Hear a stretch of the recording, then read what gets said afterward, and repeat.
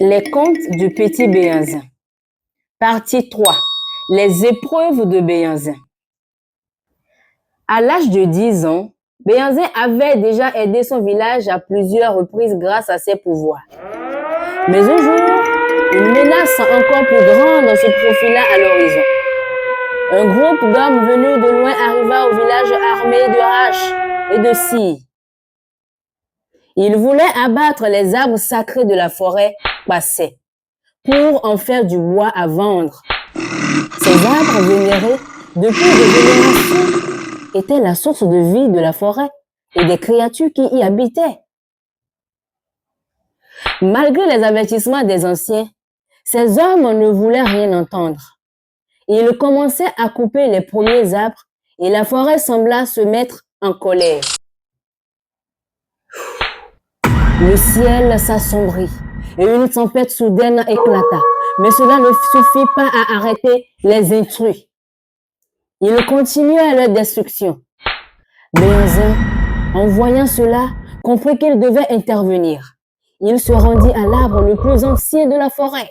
Un arbre gigantesque dont les racines plongeaient profondément dans la terre, connectant tous les autres arbres à travers un réseau invisible.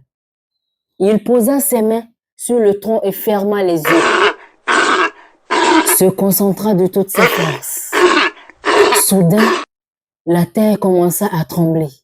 Les arbres autour de lui se mirent à bouger. Les branches s'élançaient comme des bras protecteurs. Les racines des arbres surgissaient du sol, entouraient les hommes et les outils, les empêchant de causer plus de dégâts. Les oiseaux, les singes et même les plus petits insectes se joignirent au mouvement, formant une barrière vivante autour de la forêt.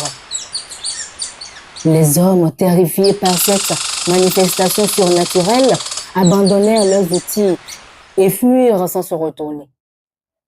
Et les enfants chantaient encore.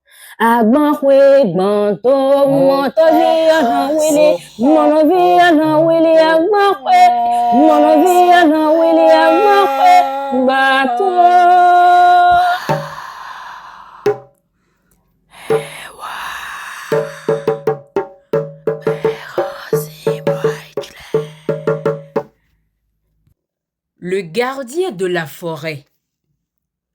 Après cet événement, Béhanzin fut reconnu comme le protecteur officiel du village et de la forêt. Les villageois respectaient ses pouvoirs et venaient souvent lui demander conseil. Mais Béhanzin restait humble.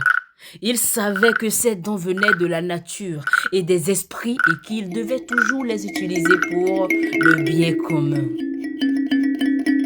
À chaque nouvelle saison, Béhanzin apprenait de nouveaux secrets sur ses pouvoirs. Il pouvait désormais guérir les plantes malades, faire pousser des récoltes en période de sécheresse et même calmer les tempêtes. Mais malgré tous ses pouvoirs, il se souvenait toujours des paroles de l'esprit de la forêt.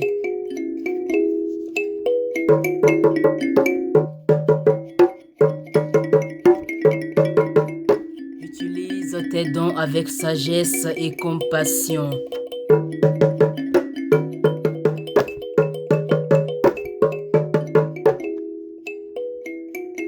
Ce que le petit Béhanzin veut que tu retiennes, les grands pouvoirs viennent avec une grande responsabilité.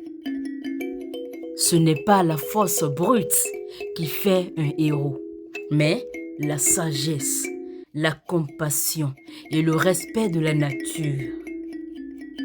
En étant en harmonie avec la terre et les êtres vivants, Béhanzin nous enseigne que nous devons protéger ce qui est fragile et précieux.